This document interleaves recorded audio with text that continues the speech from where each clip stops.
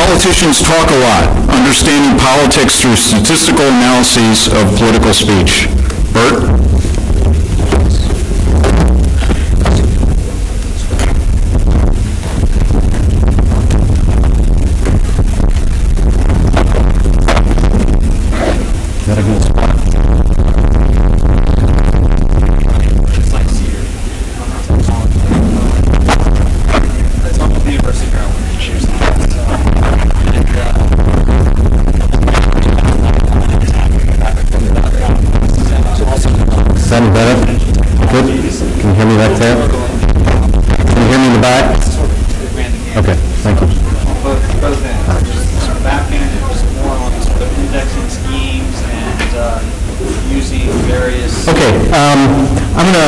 Start with a callback to Rick Gilmore's talk.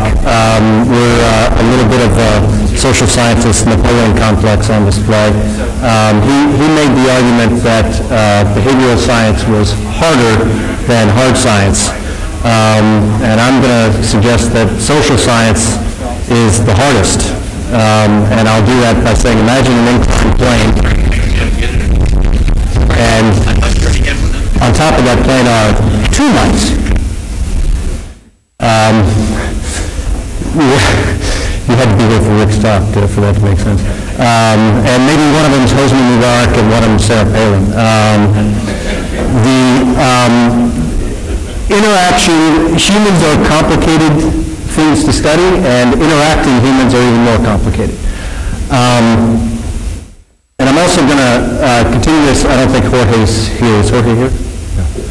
I met Jorge last night at the reception.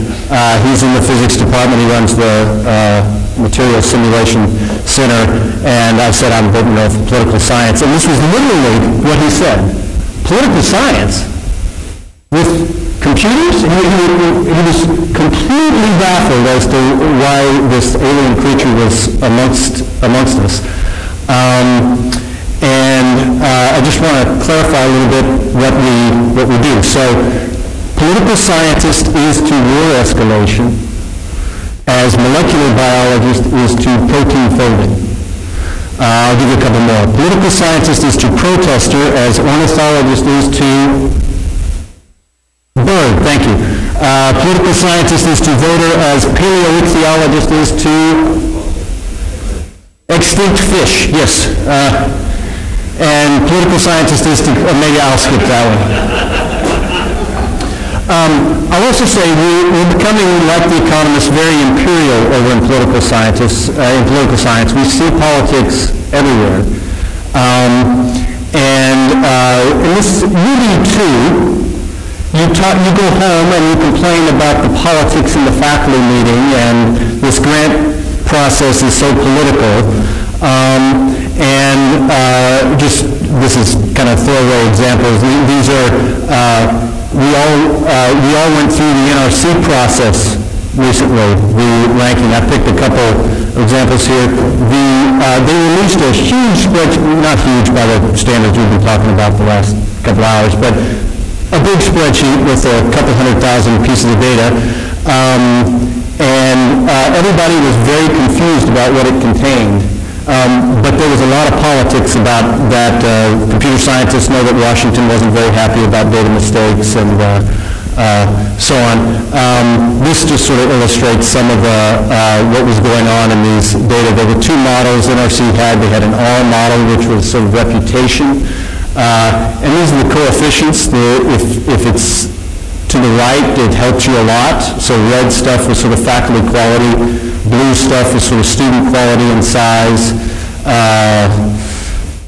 Purple stuff is sort of diversity. This is the R model in material science. So Penn State material scientists, I think, probably think the R model is the most valid one. In the S model, this was based on a survey of what we think these should count. So they're all positive. All the coefficients are positive. And Penn State number 12, we probably think that's less valid.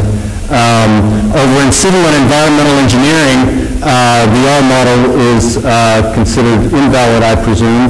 It's highly correlated with all of the value is in number of PhDs. So the lesson here is drop PhDs from a helicopter to get rated highly.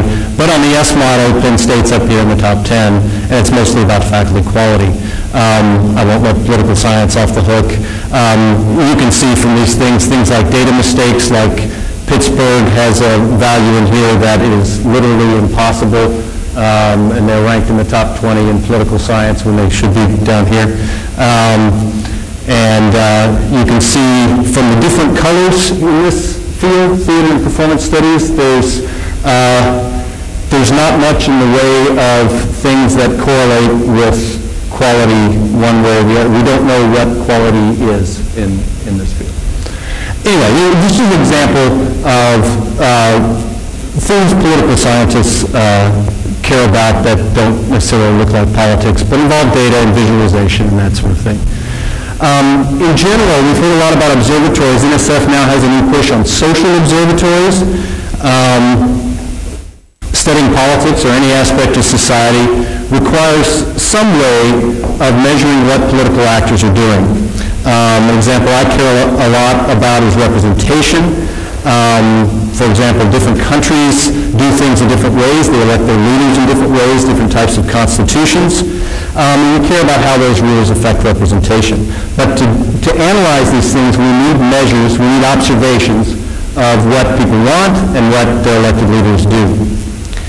And so just like we've been learning about the effect of new instruments that generate data at new scales and new microscales, new macro scales, and in new amounts of quantity, and have changed the way we do science and other disciplines, this is happening in the social sciences as well, as Lee mentioned. Okay, so we get to talk. Politicians talk a lot. And they have, over the years, talked a lot. This talking occasionally gets written down. And now, it occasionally gets on the web. And we can see it. And the modern problem isn't that there's not enough data, it's that there's too much. I'm going to talk about how cyber infrastructure helps with dealing with this in a variety of different ways. This is kind of a throwaway. I cannot work with this many people at this many institutions without cyber infrastructure. But I want to talk about the